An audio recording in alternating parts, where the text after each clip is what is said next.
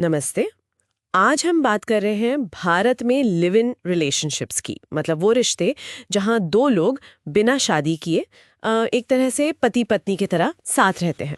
हाँ, और ये काफी दिलचस्प विषय है क्योंकि कानून और समाज दोनों का नजरिया इस पर हमेशा एक जैसा नहीं रहा है। बिल्कुल। तो आज हम यही समझने की कोशिश करेंगे कि कानून क्या कहता है, क्या अधिकार मिलते हैं, क्या सुरक्षा है, खासकर महिलाओं के लिए। और बच्चों का क्या, ये भी एक अहम सवाल है। हम कुछ कोर्ट के फैसलों पर भी नजर डालेंगे और जो आजकल चल रहा है, जैसे वो उत्तराखंड वाला बिल, उस पर भी बात करेंगे। हाँ हाँ, तो शुरुआत कहाँ से करें? सबसे पहले क्या इनके लिए कोई अलग से कानून है हमारे यहाँ? देखिए, सीधी बात यह है कि कोई एक स्पेसिफिक कानून लिव इन रिलेशनशिप एक्ट जैसा कुछ वो नहीं है भारत में। अरे, ये तो थोड़ी अजीब बात है, क्योंकि अब तो ये काफी सुनने में आता है। हाँ, लेकिन इसका मतलब ये नहीं कि ये गैर कानूनी है या इसे कोई कानूनी आधार नहीं है। असल में आधार मिलता है संविधान से। संविधान से? कैसे? अनुच्छेद 21 जो जीवन और व्यक्तिगत स्वतंत्रता का अधिकार देता है ना? हाँ हाँ, right to life and personal liberty. बिल्कुल। सुप्रीम कोर्ट ने कई बार कहा है, जैसे वो लता सिंह वाला केस था 2006 का। हाँ, सुना है उसके बारे में। उसमें कोर्ट ने साफ कहा कि अगर दो वयस्क मतलब बालिग लोग अपनी मर्जी से साथ रहना चाहते हैं तो ये उनका मौलिक अधिकार है, भले ही समाज या परिवार इसे गलत माने, ये कोई अपराध नहीं है। अच्छा, कानून उन्हें संरक्षण देता है। और आपने नंद कुमार केस का भी जिक्र किया था। हाँ, 2018 वाले केस में कोर्ट ने फिर यही बात दोहराई और उन लोगों को सुरक्षा भी दी थी क्योंकि उन्हें शायद धमकियां मिल रही थी। तो संवैधानिक तौर पर तो स्थिति साफ है। ठीक है, संवैधानिक सुरक्षा है, पर रोजमर्रा की जिंदगी में मान लीजिए रिश्ते में कोई दिक्कत आती है, झगड़ा होता है या उससे भी बुरा हिंसा होती है, तब क्या? हाँ, ये बहुत जरूरी सवाल है और यहीं पर आता है घरेलू हिंसा से महिलाओं का संरक्षण अधिनियम 2005, जिसे पीडीबीए कहते हैं। अच्छा, डोमेस्टिक वायलेंस एक्ट। उसमें लिव इन वालों के लिए क्या है? उस कानून की धारा 2F है जो घरेलू संबंध या डोमेस्टिक रिलेशनशिप को परिभाषित करती है। उसमें साफ लिखा है relationship in the nature of marriage, मतलब शादी की प्रकृति वाले संबंध। शादी की प्रकृति वाले संबंध, इसका ठीक ठीक मतलब क्या हुआ?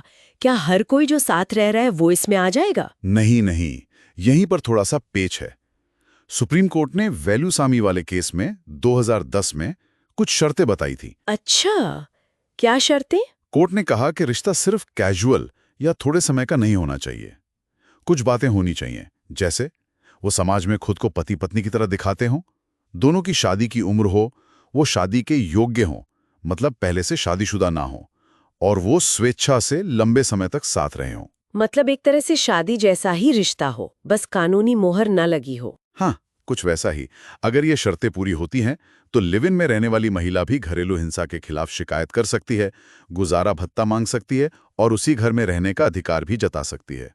ये तो हुई बड़ों की बात, लेकिन बच्चों का क्या? जो बच्चे ऐसे रिश्तों में पैदा होते हैं, क्या उन्हें नाजायज माना जाता है? कानून क्या कहता है? देखिए, अदालतों ने हमेशा बच्चों के हितों को ऊपर रखा है। एक केस था तुलसा बनाम दुर्घटिया 2008 का।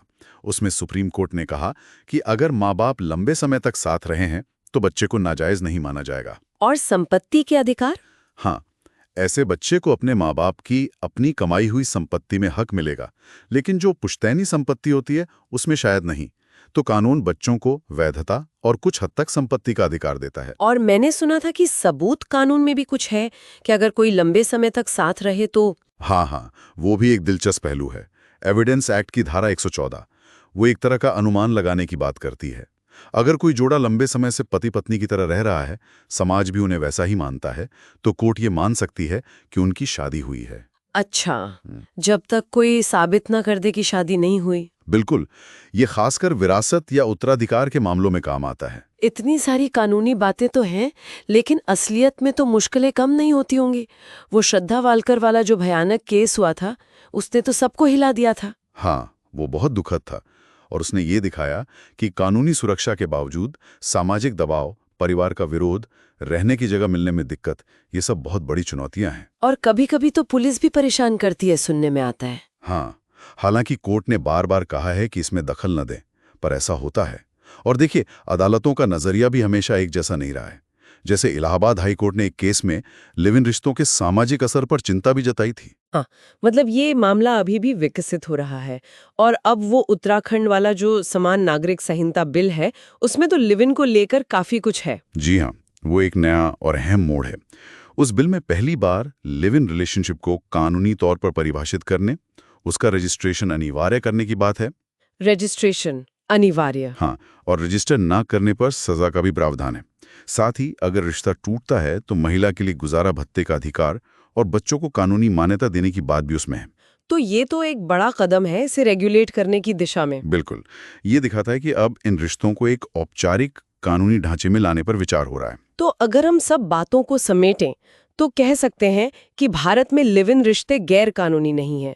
संविधान का अनुच्छेद 21, घरेलू हिंसा कानून और कोर्ट के फैसले, इन सब ने कुछ अधिकार और सुरक्षा दी है। हाँ, ये सही है।